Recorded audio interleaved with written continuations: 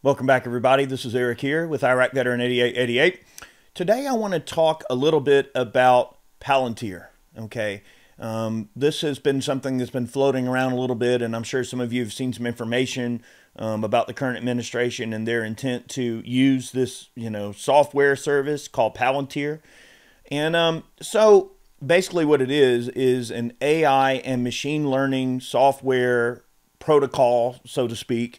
That allows machine learning and allows the government to essentially make these very complex and informed decisions based on tons of data that they get in from many, many different sources. And, recently it's been known that they're going to start collecting data on everybody and essentially putting all of this information into a huge, let's just say, mother brain, so to speak, and it spits out various solutions. Well, one of the reasons that Palantir has been in the forefront in the media here recently is over the whole immigration issue.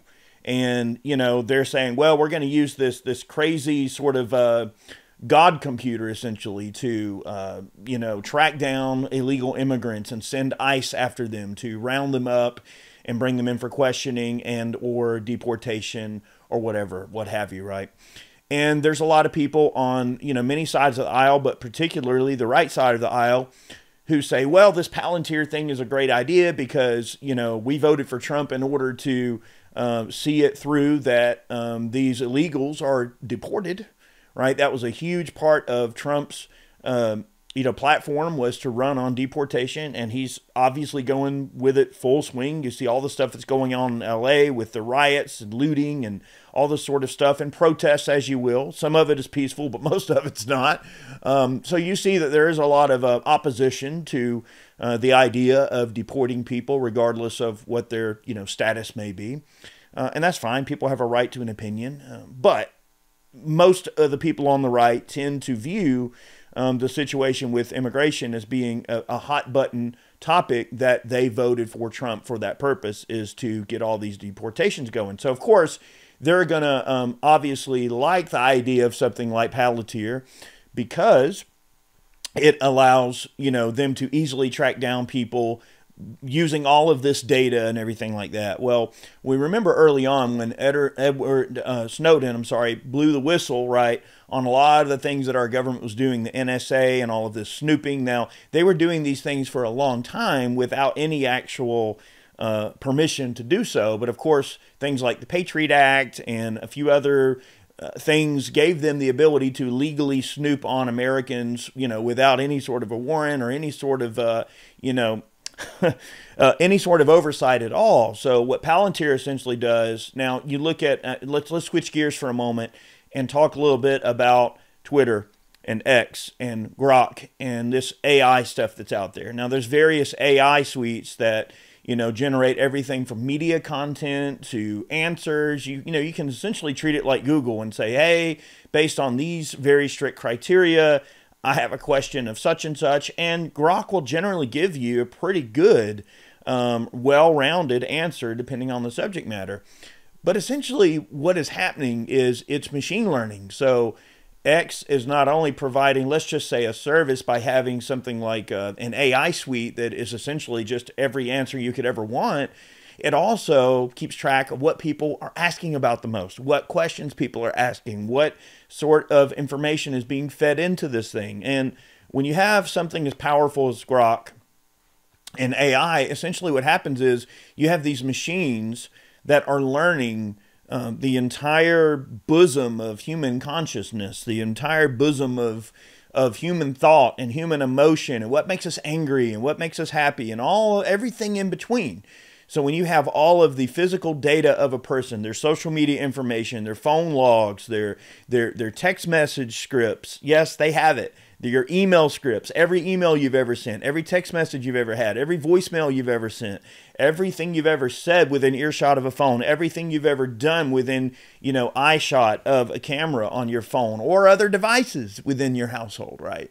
That they have access to all of that they can now put together with a giant suite of AI machine learned information that gives them an entire profile on the entire American populace.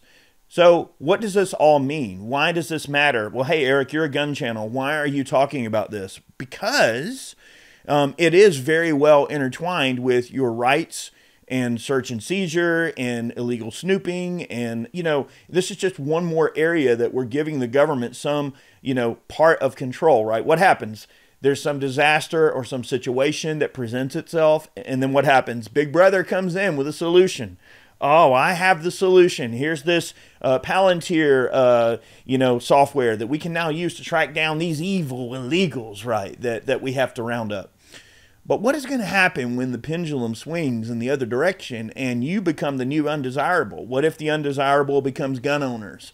What if it becomes people who have been critical of the state, critical of Israel, critical of really anything that they choose? They can essentially have a master database of searchable features that they can just literally go in and check whatever box they want and round you up into whatever digital pin they want, and then decide, okay, this group of people here, based on the data, disagree with us on this particular topic. Do we go after them? Do we weaponize the system against them, or do we not? And I just think that that's a very scary thing to allow. We should not celebrate that. Right now people are, that we're happy because Palantir is going to be used to go after illegals. And right now they can only see that tiny little area of, well, I don't want illegals in my country. Look, we all have our opinions on the status of illegal immigration. And obviously it has been very bad these last 4 years or so. It's been incredibly hard on people who want to come here the right way and go through naturalization process and actually become a naturalized American citizen. Those people have a much more difficult time, whereby we have these other people who are just walking across the border and taking advantage of every little thing they can. So I can understand why immigration is a hot button topic and an area of concern for many people. I get that. I'm not trying to downplay that at all. I'm just saying that once a problem is delivered to the government, and then you give the government the ability to solve that problem, and then they deliver that solution, right? Sometimes they come up with a problem so that they can deliver the solution. But what does the solution always entail? The solution always entails you giving up a little bit of your freedom in the process, whether it's privacy, whether it's your data, whether it is your ability to decide how you're going to make yourself safe. If that means, hey, I want to be a gun owner, what the future could mean that, gun owners are on the chopping block, people more right-wing or disagreeing of certain areas of the government in terms of opinion. Maybe there's a war coming up, and if you disagree with the war, now you're in that digital pin. All I'm saying is, while people may like the idea of Palantir right now, I think that there's always like that sort of Overton window that it begins to open up and get larger and larger and encroach on each side of the political aisle. Okay. And then what winds up happening is that in a future administration, let's say the Democrats take control and that pendulum swings the other direction. Well, who do you think is going to have control of Palantir? They're going to pass that digital nuclear football on to the next administration. And do you think for 1 second that they are going to care about your rights to privacy or your need to be anonymous or your need to just be left alone, essentially? No, they're going to absolutely weaponize something like Palantir. So, yeah, you're happy about it now, but I have a feeling that people are going to not be happy about it in the future. And I just want to make a video because I don't think a lot of people are really talking about it enough. There seems to be a lot of things going on in the world right now, and people are very distracted, and I get it. There is a lot of crazy things going on in the world, and most people are just trying to survive and live their lives and do the best they can, and they're very choosy about what type of information they want to digest. Right? They're busy. They want to spend time with their family. They got home from work. They don't have time to worry about the woes and whims and sky is falling chicken little scenario of everything going on in the world around them. I get that. It's not to say that a person's bad for not knowing everything, because we can't know everything. But I just want to use my platform to talk a little bit more about this, because I don't feel like more people are talking about it quite enough. And Palantir is a very dangerous idea. Anytime, this is like Minority Report level, pre-crime, thought crime, Orwellian, dystopian, Kafkaesque type of surveillance that I don't think anybody should support. No matter what you applaud the government using this for, you should not support it, because eventually it can and will be used against you in some way in the future by someone who is not as friendly to your lifestyle as the current administration may or may not be. So just keep that in the back of your mind. Keep your eyes on it. I think it's important, and let me know what you think. Have you read up on Palantir? Do you know what it's all about? Let me know in the comment section below. I have many more videos on the way. I appreciate you guys being patient. I've got a ton of range content set up for you guys that you're going to absolutely love. More meltdowns. I promise it's all coming. I'm getting the studio cleaned up. So lots more educational stuff as well. Reloading, gunsmithing, cleanup videos. Lots of things on the way. Thank you so very much for watching today's video, and we'll see you soon.